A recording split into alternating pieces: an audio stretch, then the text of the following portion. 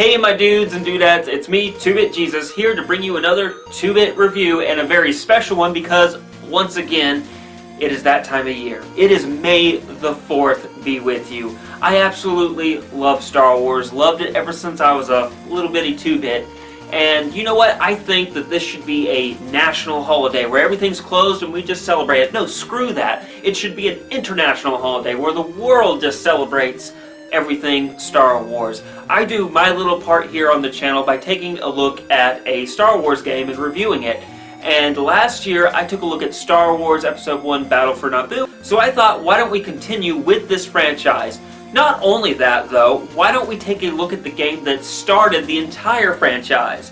That's right folks, today we're taking a look at Star Wars Rogue Squadron.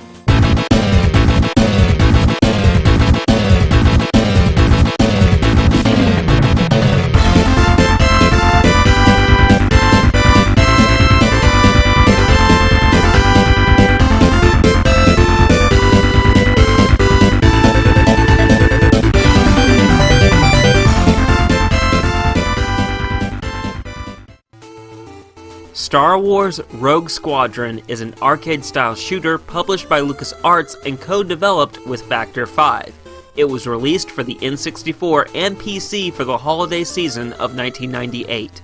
Squadron is a part of the first wave of 64 games that took advantage of the N64's expansion pack, which allowed for higher resolutions for N64 games. The game was inspired by Dark Horse comic series Star Wars X-Wing Rogue Squadron. Rogue Squadron's beginnings started with the success of Shadows of the Empire.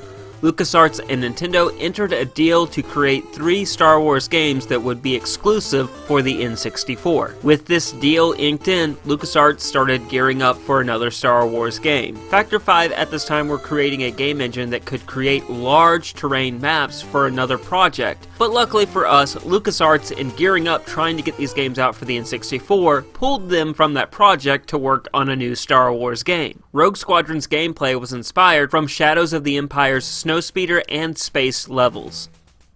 It was initially intended to play only through the film's most famous battles, but Lucasfilm shot that down as they did not want their games taking directly from the films, but instead to base Star Wars games on the expanded universe that existed in the novels and comics.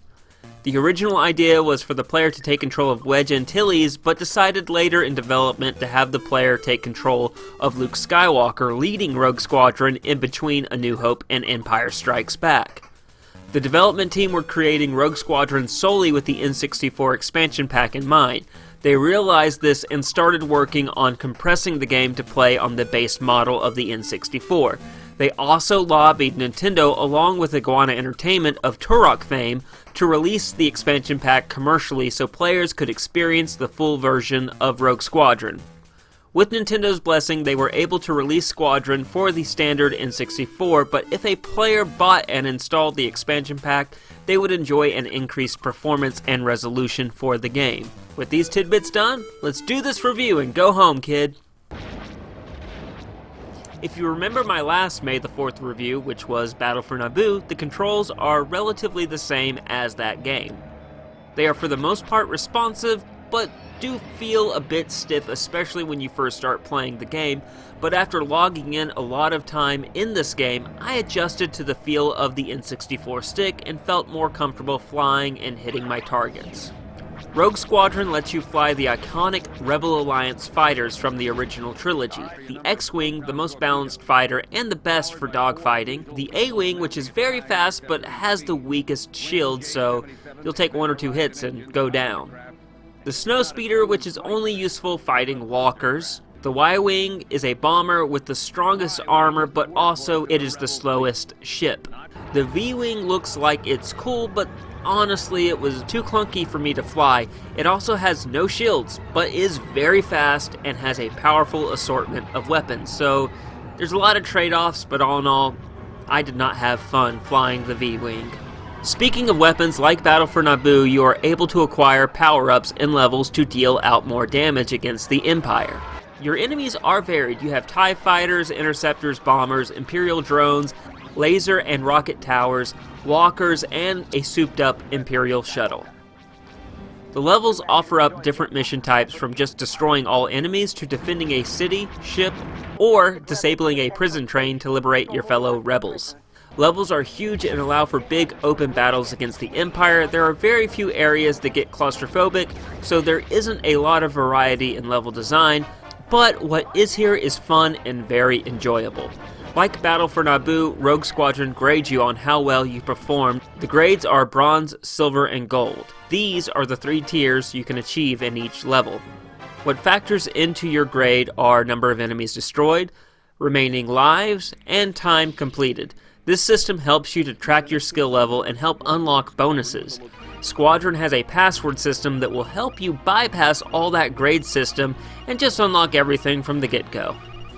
There are 3 unlockable levels, one that allows you to race through Beggar's Canyon, and the other 2 allowing you to take part in 2 major film battles, the Death Star Trench Run and Hoth. Rogue Squadron has room for improvement for its gameplay, which they did in Squadron's spiritual sequel, Battle for Naboo.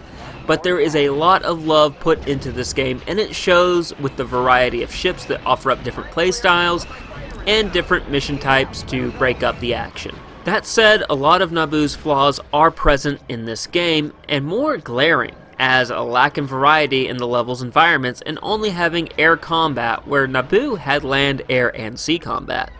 I give gameplay 1 bit out of 4.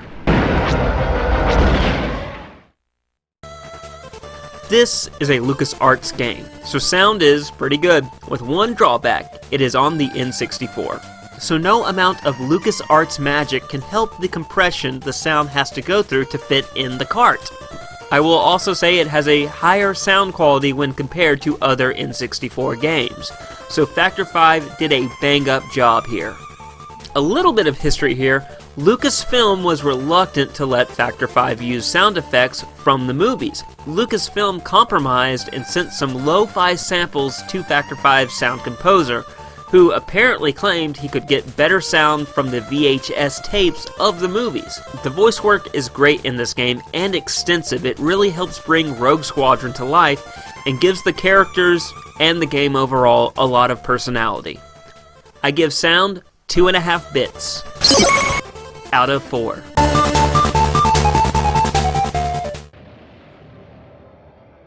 The graphics are great. The Star Wars universe is brought to life from the cockpit of a rebel fighter. Even though it is not as impressive as its successor, Rogue Squadron is no slouch on graphics. All of the original trilogy fighters are presented in awesome detail. The locations you visit are very diverse. The game's story, however, is a bit lacking. After the Battle of Yavin, Rogue Squadron is formed and led by Luke Skywalker and Wedge Antilles. Rogue Squadron goes on several missions for the Rebel Alliance. They defend cities from Imperial destruction, help people defect from the Empire, and along the way run into old friends like Han and Chewie. It is not till the midpoint of the game that it introduces the main bad guy, Moff Kol Seardan. His grand plan is to help the Empire take control of the galaxy's Bacta supply, which is a cure-all medicine in the Star Wars universe. Luke leads Rogue Squadron on several missions, thwarting Seardan's plan and eventually killing him in battle. The game then strangely jumps 6 years after the Battle of Endor. Rogue Squadron is now under the command of Wedge Antilles, continuing the fight against the Empire. They are on the planet Dak. The Empire is using new superweapons called World Devastators. As their name implies, they devastatingly destroy planets. So, Rogue Squadron devastatingly destroys the Devastators and defeat the Empire on that planet. The story for the most part is non-existent in the beginning of the game. It just acts like an assortment of missions you play, then towards the middle of the game they realized they needed an antagonist with an agenda. Then the weird 6-year jump at the end that had zero connection to the rest of the game. The story sucks, but the graphics and attention to detail on ships and the Star Wars universe overall is great. 2 bits out of 4.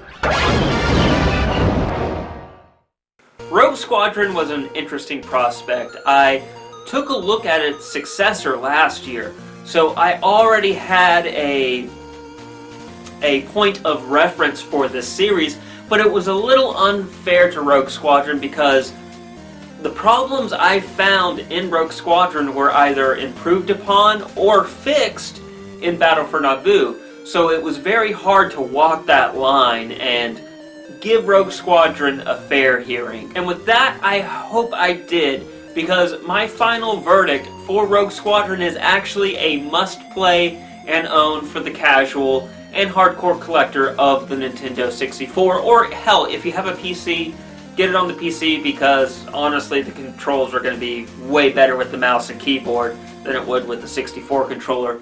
But still, it is a must-own. Sure, Battle for Naboo is a better game, and then the games that were released later on the GameCube that I may or may not be reviewing in the future were much better games. It all started with this title, and they really did push the envelope and showed that you could do a flight arcade style game in the 3D realm of video games. So with that, I think it is a must-have in everyone's collection and a must experience. It does have a lot of high points. That being said, don't go into it expecting like the greatest game that was ever made. It isn't that, but it is still a good game. I almost forgot to mention the price of the game. That is tradition in the final verdict, is it not? I'm getting a little senile as the years go on, aren't I? Anyway, Star Wars Rogue Squadron, you can find it loose for around $10, and if you want it complete, it's going to be a little bit more expensive at about 30 bucks. So, with all of that wrapped up, that ends our May the 4th review for this year. I hope you guys enjoyed it. If you did, hit the thumbs up button. Let me know also what you thought in the comment section below. Let's discuss this game or even this franchise or just May the 4th in general. And also, if you want to request a game for us to review, pop it in the comment section below and I will try to get to it as fast as I can. And of course, if you're new here, you dig the content, you like my face, then hit that subscribe button and ding the bell. That way you won't miss a thing we are doing here on the channel. I will see you guys very soon with my next 2-bit review. As always, folks, stay safe and play on.